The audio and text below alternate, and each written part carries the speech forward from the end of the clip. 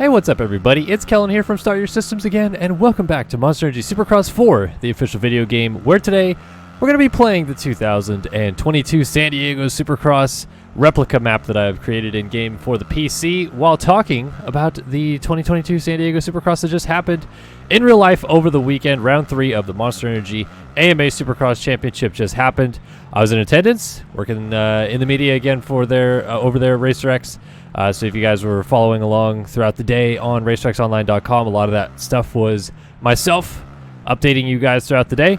But yeah, San Diego, I love it. It's obviously my hometown race. I grew up in San Diego County, so went to San Diego Supercross as you know, a 4-year-old, and pretty much have been every year since. I don't think I've ever missed a San Diego Supercross in my life. Yeah, don't think I ever have. So every time there's been a San Diego Supercross since 1998, I've been there, and this was no exception. Yeah, good to be back in Petco Park, first of all. Good, to be kind of back on this West Coast swing. We've already talked about this a little bit this year with, obviously no more like of the triple header rounds and stuff like that. It's kind of a normal schedule again. Don't love the long walk from the pits down to the stadium, but I think everybody has to deal with that as well. So I won't get too upset about any of that nonsense. So let's talk about this race. Enough about all the extraneous stuff outside of the race. This race in the 450 class was kind of gnarly. We have another winner, 3 different winners through 3 rounds, and we have a first-time winner in the 450 class on top of that. There's a lot of hype coming into the season surrounding Chase Sexton, his chances to even contend for this championship in his second year on the 450 class, and when, more or less, the tides would turn. Eventually, the next generation, if you will, is going to take over the sport, right?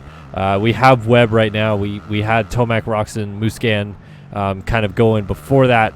And, there was Dungey, Villapoto. Before that, it was Reed, Stu. Before that, it was Carmichael McGrath. Like, there's always a changing of the guard at some point.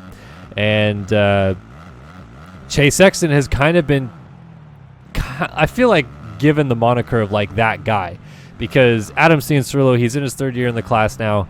He hasn't won a race. He's been hurt a lot. Otherwise, I think a lot of people would be looking to AC to do that. Aaron Plessinger is in his 4th year in the class. Still doesn't have a win either. Obviously, he's on a new team now, but, hasn't really put it all together. Dylan Franis is only in his 2nd year in the class, but he is late 20s. I think he's 28 right now, about to go 29 this year. Chase Sexton is a 22-year-old who has a long career ahead of him. He's riding for factory Honda. All the stars, if you will, are kind of lining up for Chase Sexton to at least be a part of that next generation whenever the changing of the guard happens. And now, we don't have to wait any longer to say, well, when is he going to win a race so that we can actually talk about it? Because Chase Sexton won the San Diego Supercross on the weekend. And if you just talk about Sexton, you're not talking about pretty much anything that really kind of interesting happened in the race, because Sexton spent 3 laps behind Marvin Musquin, who whole shot the main event. Marvin Musquin kind of threw out an anchor. I'm still not really sure what was going on with him there, but Sexton passed him before they got onto the 4th lap of the race. And if you're Chase Sexton, not much else happened after that. He had Eli Tomac on him. Tomac was about a 1.5 seconds behind him by the time Tomac got around Marv a lap later. But then from that point on, Sexton just slowly, inched away. And then before you knew it, he had like a 6-second lead. The only kind of nervous moment that he would have had was when Jason Anderson moved into 2nd place around Tomac, and this is around 7 to 8 minutes left in the main event. There was a 7-second gap between Sexton and Anderson at that time. The very next lap, Anderson lowered it to like 5.7, I think it was, or something like that. He basically took over a second out of Sexton. But then the lap after that, Anderson's bike started smoking. He slowed down, fell behind Tomac, fell behind Franis, fell behind Webb, and fell down the order essentially. So at that point, Sexton just had to kind of cruise control at the front, not worry too much about the gap, because he had a good gap established. He could hit his marks, and he looked perfectly comfortable doing all of those things. And now he has his first career win to boot on top of that.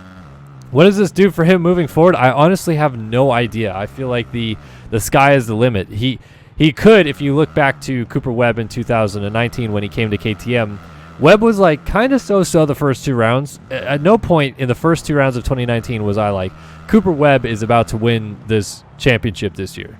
But then he won round 3, and it was kind of like, oh, that was interesting. Then he won the next week at round 4 in Oakland. And you're like, wow, okay, I guess Cooper Webb is a championship contender.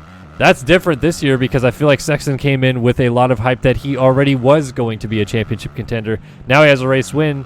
But again, just like Webb in 2019, won it at the 3rd round. Jason Wygant, the guy who's essentially my boss at Racer X, was throwing around the stat that recent memory serves to show that the person that wins the 3rd round of the season has often gone on to win the championship as well. It's only one of the last 7 years, I believe, that the winner of the 3rd round didn't go on to win the title. So, yeah, it's kind of weird because Sexton looks great. And obviously he's going to put himself right into the thick of championship discussion now moving forward because he already was there, and now he has a race win. But I still, personally speaking, don't know if I can put him like even 3rd in my like power rankings moving forward because so far through 2 rounds he showed at A1 he had tremendous speed, but the racecraft was maybe a little bit lacking, and second he started making mistakes, he was crashing. Then at Oakland, didn't look great in the whoops, bad start, had to march forward. And the Honda guys, I guess they went back to testing a lot this week, and Sexton was using new triple clamps, and he changed a couple things. Like I think he said he completely chose a different shock setup than what he was using up to this point, and seems satisfied with it. But I'm not convinced until I see it repeated. You know, if he comes out and wins A2, for example, I'm not convinced until that happens that Sexton is ready to go. Like, we're off to the races. Chase Sexton can come out and win every week, no problem. The one thing that this does for him now is there is no like monkey on his back anymore. There was kind of like too much pressure, I feel like, put on him that, you know, the race win is coming. It's gonna come. It's gonna come. It's gonna come. It's gonna come. And now it's finally here, and that's off the back. So like he can kind of, I guess, relax in that regard. Less pressure, more focus on, you know, just going out and doing the best he can every week. If it's a win, it's a win. If it's not, doesn't matter because he's already got one, kind of thing. So that's huge. I'm excited to see where this kind of puts him moving in the next 3 or 4 rounds in a championship, I guess, landscape, because everybody's still right on top of each other. We've had everybody at Anaheim had a good round, or, you know, everybody that had a good round at Anaheim, I should say, had a bad round at Oakland, vice versa the next week. Great rides in Oakland, you know, flip-sided on the bad rides from Anaheim. And now we've kind of reached another weird middle ground where nobody has really shown all their cards yet, I think. Eli Tomac takes over the championship lead because he finishes 2nd in the main event, but I don't think at any of the rounds I was looking at Eli Tomac going like, yeah, that's the Eli Tomac we're going to see the rest of the year. He still hasn't really shown me, at least, the Eli Tomac that I expected to see on that bike. You know, even in this main event in San Diego, he got into 2nd, and it seemed like he had kind of got it like figured out a little bit. And then, you know, Sexton slowly started pulling away, and you could just say that straight up Sexton was better. I don't mind that, but it's also weird that Tomac like slipped back to Anderson and was slipping back to Franis and Webb late. He was able to hold on to 2nd in the end, but he wasn't necessarily like dropping Franis and Webb, especially in the late stages of the race. So he looks great, and it's great that he has the championship lead this early because he's never had it this early before. But I'm still kind of like, when is it coming? It's coming at some point. Eli Tomac is going to start in 3rd or 4th like he did this weekend and get into the lead early and take off in typical Eli Tomac fashion. I don't think that's a matter of if, not or a matter of when, I should say, not a matter of if at this point. I think it's going to happen. What round? I don't know. I'm kind of at the point now where I'm thinking like maybe we have to go east before it really happens. Maybe we have to have you know, like he's been great at Dallas before. Maybe that happens. Hey, maybe Glendale he's been great at before. Maybe that's the round where things start clicking. I don't know. I thought it was going to be San Diego. I was a little bit kind of, I guess, disappointed in that regards. You know, he still gets 2nd. He has a championship lead, but I felt like once he got into 2nd in that main event, knowing that Sexton hadn't won a race, that would be Tomac's like mental flip, and, you know, all the, you know, flying at the test tracks that he's been having in this off season would click into Eli Tomac almost like beast mode level, figures it out and takes off. It's coming at some point. It's coming. We're gonna see it, but I haven't seen it yet. He does have the championship lead though, so that's huge, and I think that everybody else should be a little bit worried about that, especially if he puts in 2 or 3 more solid weeks in a row. and doesn't have any major slip-ups of any kind in the next 3 or 4 rounds, because I think then we do go east to where he'll be better and he'll be on the podium frequently and gets the ball rolling a little bit. He's got the red plate. He's had it for multiple weeks. There's none of this pressure on him anymore. I don't know. I think that someone has to step up and take it away from him this weekend, and I think they will, but we'll have to see. Anyway, moving on from all that, person I want to probably talk about the most right now is Jason Anderson, because through 3 rounds in this championship, Jason Anderson is my number 1 in power rankings. I can't put him anywhere else but at the very top, essentially, in terms of the riders and the riding that I've seen from everybody so far.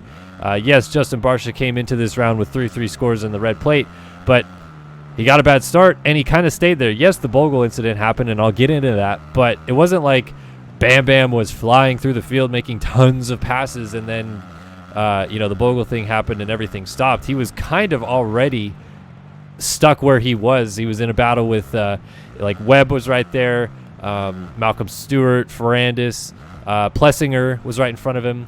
They were all just in a freight train, and nobody was really moving except Marvin was going backwards, I guess, but Barcia wasn't going dramatically forward at that point. So I can't put Barcia ahead of Anderson. Yes, Eli Tomac has the championship lead, but he doesn't have a win, and I personally feel that at all 3 rounds, Anderson has been faster. And yes, Cooper Webb has, stayed right in the championship hunt so far, but his whoop speed is still kind of scaring me a little bit, and Anderson has blown by him twice now in the whoops. Ken Roxon is still struggling with the whoops, and he's had a couple bad rounds in a row. So to me right now, I feel like we're going to go into Anaheim this weekend, and personally speaking, I'm going to expect Jason Anderson to be the guy again. The guy that we saw this past weekend in San Diego, who passed a bunch of really fast dudes, got into second place, and then his bike started smoking. Otherwise, he, at worst, was finishing second. Maybe he was going to catch Sexton. Who knows? There's time left. You go back to Anaheim 1. Yes, I know, ifs and buts or, nickels and nuts or whatever the phrase is. I don't remember what it is, but you can't go back and change history. But in this case, Anderson was likely going to finish at worst a podium at both Anaheim 1 and San Diego, and then we're looking at a very different championship right now because he wins Oakland. You give him a third. Let's say he gets second at Anaheim because he was passing Barcia and probably en route to pulling away at that point until Barcia put him on the ground. So give him a second at Anaheim. Give him a second at Oakland, or at San Diego, because he was in second when his bike started smoking, and at worst, he's going to finish second. A 2-1-2, Anderson would have at least a 14-point championship lead right now if he goes 2-1-2 based on where everybody else has finished. So it's kind of remarkable that as weird and up and down as Anderson's season has been through 3 rounds, he's only 6 points out of the championship lead. I'm shocked at this point. I thought I would give it a couple rounds before I was like, is Anderson real? Is this just early season kind of ridiculousness or what's going on here? But the riding he was doing in San Diego, and I don't just mean in the main event. If you go to the stadium early enough to watch these guys figure out lines in free practice or in qualifying, Anderson spent a good amount of time trying to do different lines. I think it was in free practice. He was going inside in a lot of corners. He was rolling into sections. He was, double, tripling random jumps and, tucking inside in bull corners, trying to figure out different lines. And to me, that shows a couple things. It shows, one, Anderson is thinking ahead to the race already in practice, which a lot of these guys should do, and I don't think they do much of, because he's trying to figure out if the line develops into something different throughout the day, what is going to be the line, what feels right in that section. And so he's trying to figure out, alternate lines to take when a corner gets all chewed up and rutted out and he needs to switch up his lines.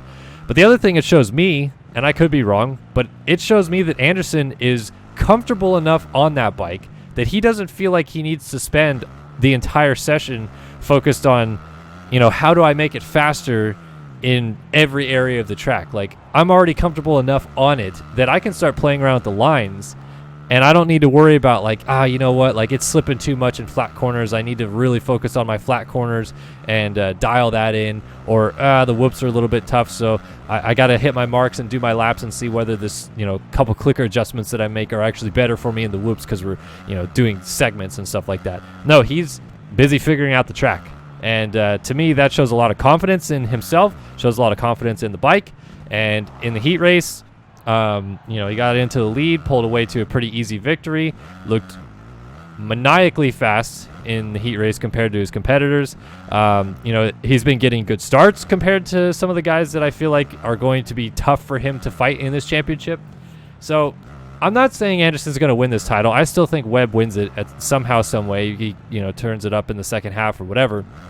But for now, I think Anderson is the guy that we're going to be looking at least for the next week or two as like, well, what is he doing? Like what is Jason Anderson doing, and is it going to, is it going to win him the race tonight essentially? So, there's a lot of chaos. Yes, he's only won one race so far, but maybe could have won two, and definitely would be in the points lead if it wasn't for a takeout and a random radiator cap popping off allegedly. That's what we've been hearing. To me, it seems like where the bike was smoking from, that it was actually radiator hose, because that'd be more on the bottom of the radiator instead of the top. It didn't look like he had coolant like spilling onto his lap and a bunch of smoke coming out of the top side of the shroud. But hey, I mean, if the rumor's true, I actually would know maybe a little bit of intel that not many other people seemingly know.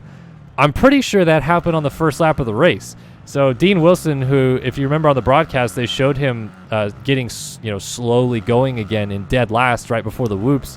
What happened was Dino and Anderson was one spot ahead of him.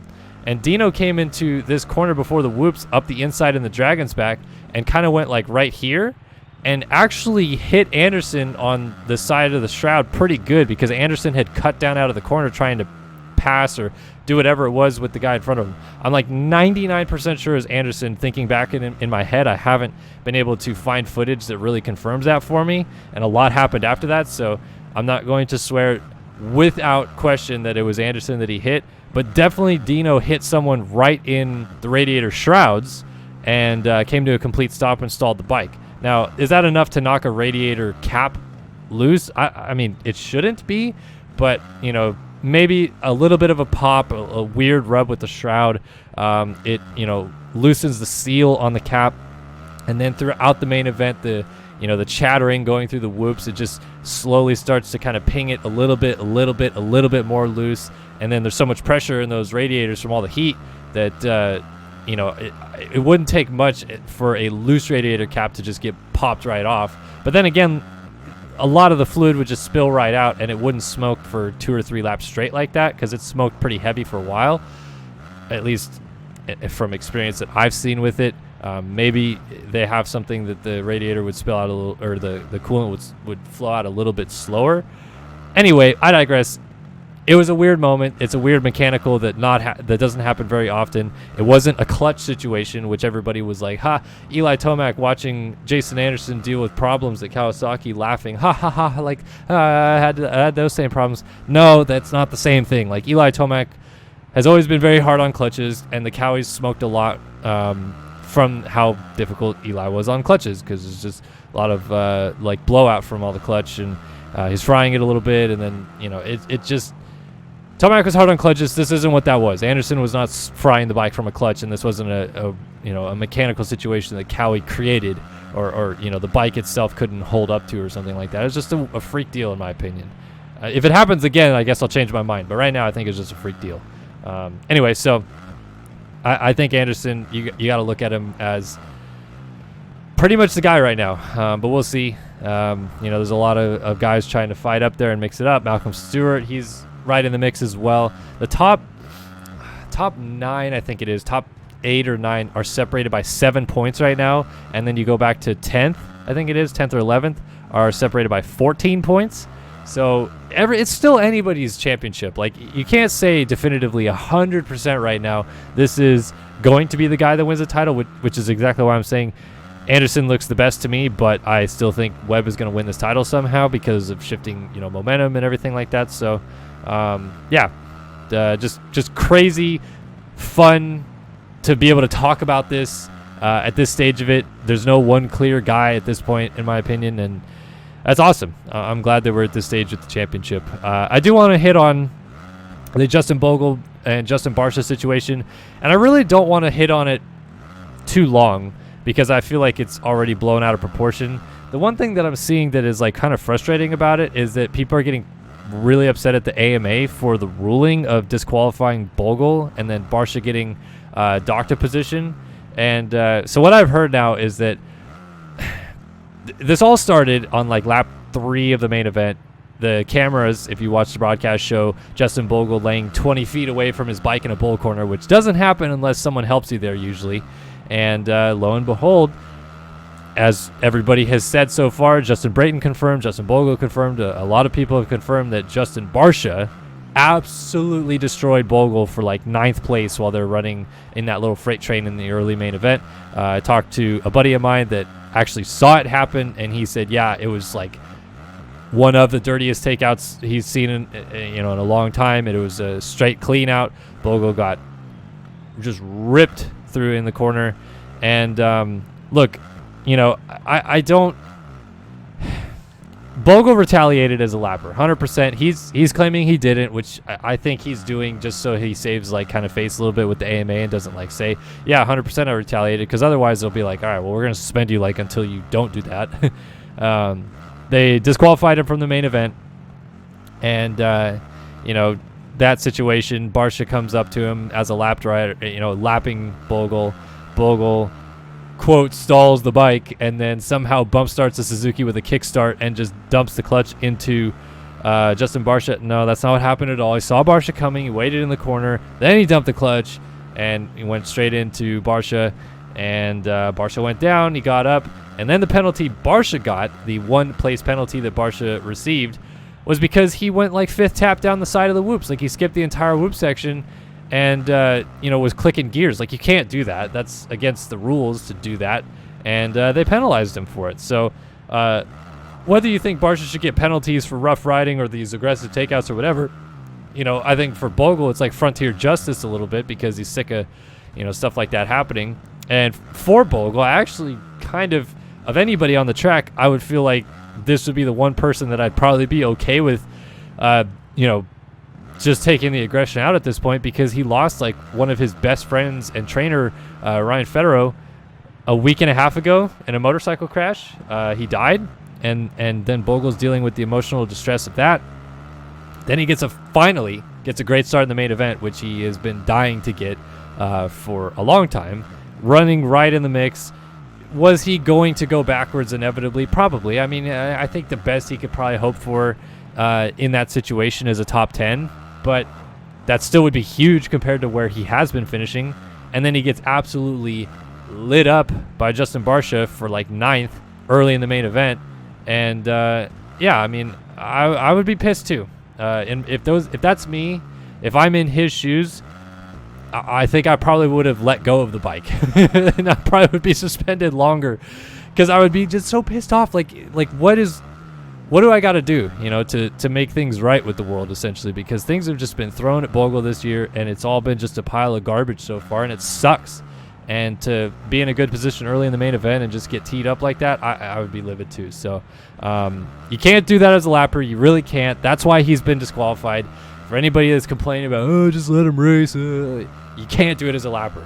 Save it for next week. Take him out in a heat race. Light him up all you want. I don't think that would matter that much. The AMA, for whatever reason, cares way too much about retaliation, in my opinion.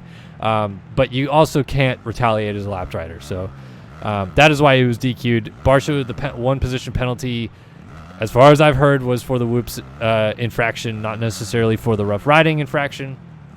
So hold your jorts, people. Quit complaining so much about these ridiculous AMA penalties because of, just let them race. I mean, they did kind of just let them race, but you can't let a lapper do that. So I get it. I get the penalty, and I think Bogle gets the penalty and, and understands it. I think Barcia is going to move on and just chalk it up to, one of those things that I guess hopefully he's probably going to have to learn from. Like, I like Justin as a person, like talking to him a little bit so far this year.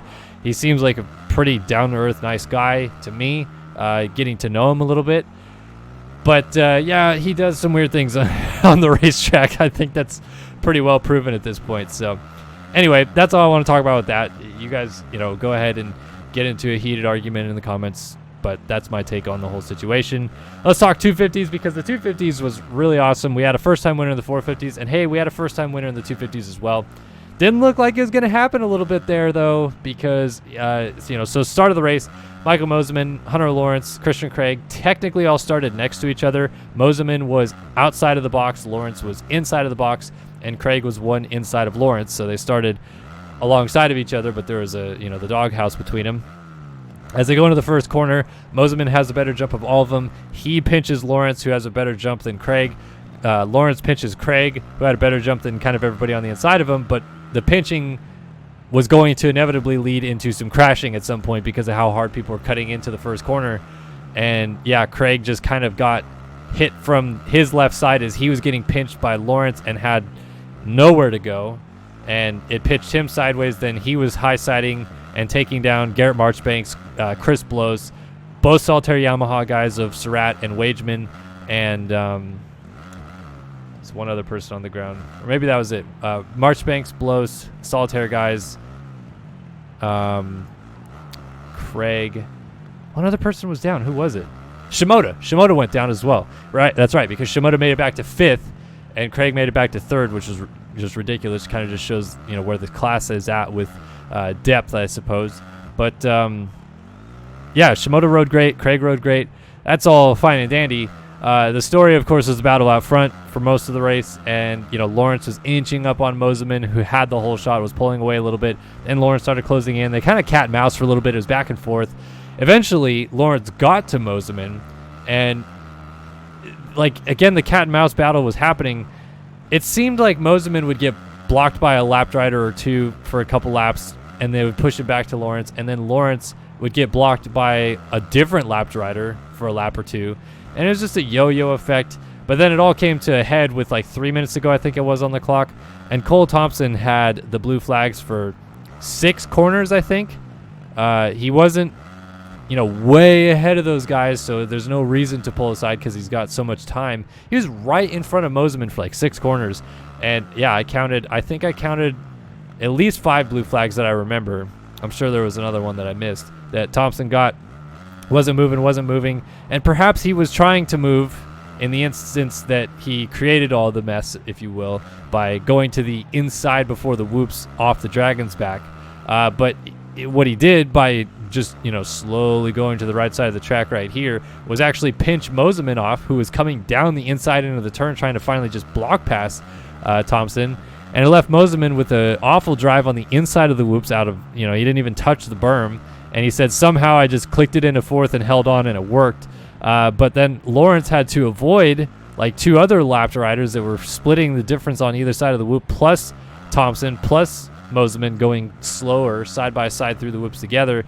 Then Lawrence caught a whoop ball wrong, high-sided, almost collected Mosiman with him as he went down, but he hit the deck, popped his visor off, amazingly got back up right away, and I thought that was going to be all she wrote. I thought that was Mosiman's win right there, but Lawrence put on a hell of a charge to get back to him, and on the last lap of the race there was nothing in it. They kind of exchanged a little bit of racecraft from corner to corner, where Mosiman was just kind of marking the main line a little bit, and Lawrence was trying to figure out if there was a spot he could do a block pass. But really what it kind of boiled down to was Mosiman just got a slightly better run in the whoops on the last lap, I think, than Lawrence. Gave him enough of a gap, and cruised it home pretty much those last couple of corners. And that's really cool. I like Michael a lot.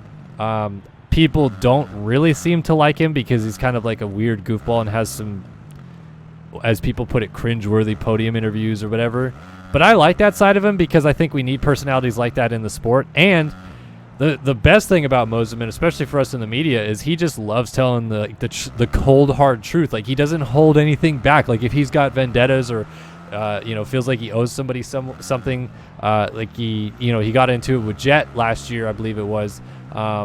and they had like a little takeout war back and forth a little bit, and Mosiman was straight up about it. He's like, yeah, I owe him one. He got me dirty. I'm going to get him back. He got him back in a heat race at one point. I love it. Mosiman just kind of like leans into all that. And for us in the media, it's so refreshing to have that, because a lot of guys are so, reserved or, squared and don't want to, I guess, reveal some different side to them to the media or something like that. I don't know. But Mosiman, he's always been fun with the media and stuff like that.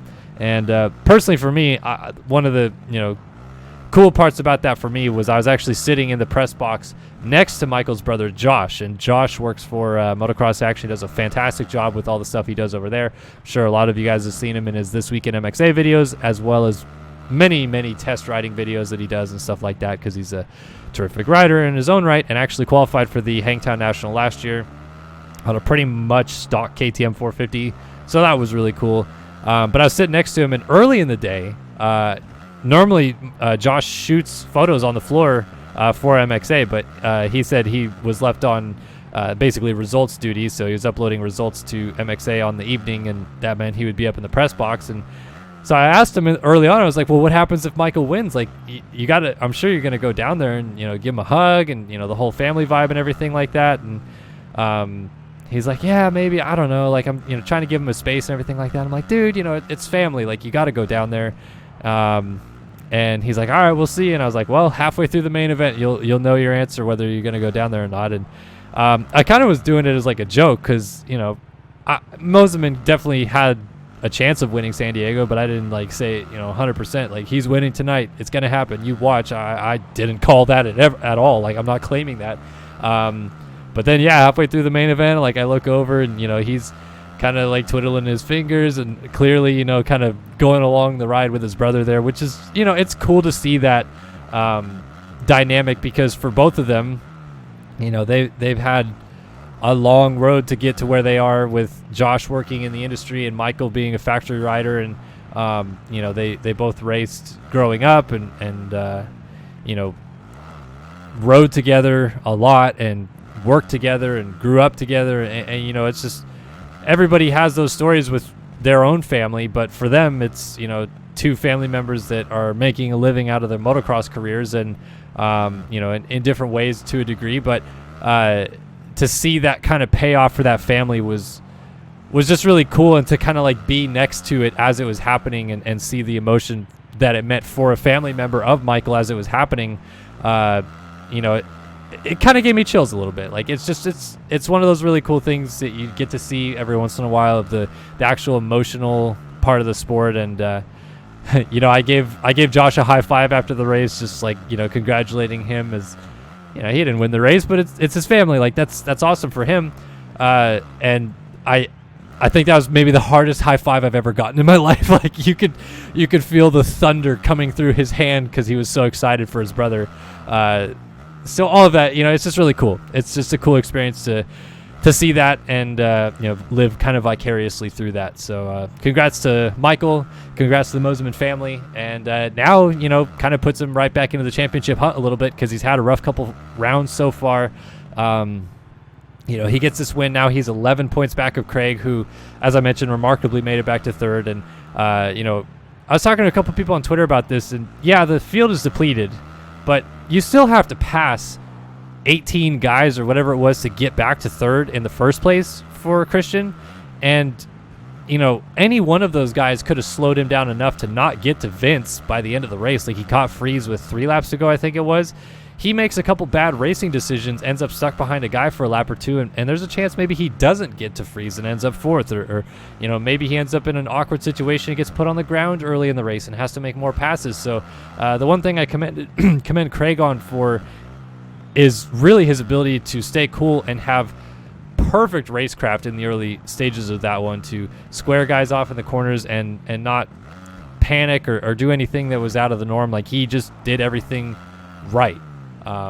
So that's cool to see. Got it back to third. Obviously, Shimoda got all the way up to fifth as well, and Franis was up in there in fourth. So Craig is your championship leader still by 6 points now over Hunter Lawrence, who is getting more and more frustrated that he's not winning these races, but he's also right in the thick of the championship, so I don't feel like he should be that upset because the race wins are coming. The speed has been there.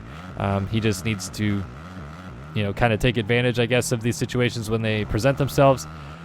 But the championship fight, even though we lost Seth Hammaker, which is a huge bummer, Hammaker ruptured spleen, I think it was, in T7, T8. I think that's the lower back vertebrae. Because C7, C8 would be neck vertebrae. So, yeah, a couple fractures in his lower back, ruptured spleen. We don't know the timetable on that yet because there's so much conflicting reports. There's some people that have had similar injuries that have said, like, yeah, I was riding after 2 weeks. It just takes a little bit for the fractures to heal. The ruptured spleen part, I think, would maybe be just a matter of, like, the stitches healing. But who knows? I personally don't know how long it'll be until he's back. Regardless of which, we lose Hammaker from this championship fight, which he was right in the thick of it up until this round. So that's a bit of a bummer. But now we very clearly have Lawrence Mosiman versus Craig, as those guys are trying to, take Craig off the pedestal, if you will. But it's going to be hard, man. If Craig can crash the first corner and finish third, I feel like he could probably start 12th and win even with Mosiman or Lawrence starting out front. He's just that good right now. Maybe that's not accurate. Maybe he has to, at least start top 5 if those guys start out front. But he's just so good right now. Things are clicking. Obviously, he's kind of like a West Coast guy, so all these rounds on the West Coast are pretty huge for him. I feel like that's, right up his alley here. So it's all coming together for Christian. It's finally coming together. He's had a long career. It's been tough, but, coming back and getting third, holding the championship lead. Things are looking up for him right now. So that's my recap of the San Diego Supercross. Hopefully you guys enjoyed this discussion. Kind of a long-winded one, but I felt like I had a lot to talk about, a lot to dissect this week, and didn't want to just leave it at like 20 minutes. I wanted to give you guys some real raw opinions on a lot of this stuff that I'm feeling. I'll be in Anaheim this weekend, be in Glendale the weekend after. I'll be in Anaheim the weekend after that. I will not be in Minneapolis, unfortunately, but I will be in Dallas the weekend after that. So, if you guys are coming to those races, please feel free to hit me up. Met a couple more people this weekend in San Diego that were fans. Want to give one quick final shout-out, actually, to Jerry Robin, buddy of mine. I've obviously known him for a little while because he's, raced pro and sim for a little bit there. And, he and I have exchanged texts over the years, and I've interviewed him, I think, 3 times now for some privateer profile stuff in his career. But, I just complimented his setup simply on Twitter. His setup was rad. It was a San Diego Padres themed setup. Yes, it was Military Appreciation Weekend, and I get it, people. You got to just, go to the keyboards and absolutely rage that he chose not to do a military setup, but it was kind of military-ish. Like, it had some, like, Desert Storm looks on the bike a little bit. Anyway, his setup was sick, in my opinion, because I'm a huge San Diego Padres fan, grew up playing baseball, and has season tickets to the Padres games for many years. And he had, like, a replica San Diego Padres canvas gear set that he was using, and it was just cool. Like, for me, it's just a rad look. So I gave him props, tagged him and said, like, this setup is sick, loving the look on Twitter. And dude, he came through huge. He said, come down to my pits, I'm giving you a jersey. And I didn't want to ask for a jersey. Seriously, I'm not that type of guy that likes to go asking for jerseys or anything like that. I just went down there just to see if he was serious, and straight up, yeah, like the second I got there, he's like, yeah, man, I owe you a jersey. It's your hometown team. I got to give you one. Pulls out a Sharpie, signs it. There's not many situations where I'm like totally fangirling, I guess, anymore with the sport, but that was one of those cool situations where it's like, damn, like a pro rider straight up signing like some of the coolest gear I've ever seen for me. It was just rad. So thanks, Jerry. Appreciate you, man. Sorry you didn't make the main event. Like, he rode very well in the LCQ, I should say, to get from like basically a dead last start to 6th, I think it was, in the LCQ. So apologies to all you fantasy people that are probably raging and he let your fantasy team down. Whatever. Jerry's a good dude. You don't have to rage at him all the time. So yeah, just want to give him props and thank him for that. And that's going to be all from me here in San Diego. So yeah, Anaheim 2 coming up this weekend. My winners this weekend, I'm going Jason Anderson. Like I said, I feel like he's just the guy right now, and I think Christian Craig gets it done again. I think Craig's going to sweep Anaheim this year. Stamp it. He's going to win A2. He's going to win A3. Christian Craig's getting it done. So Craig Anderson for me this weekend. Let me know what you guys think in the comment section below. Please be sure to actually, discuss in the comments below on anything that I hit on in this video as well. And thanks again so much for tuning in to another video here on Start Your Systems. Hopefully you guys enjoyed this one as always. And this is Kellen signing off for now. I'll see you guys in the next one. So long for now.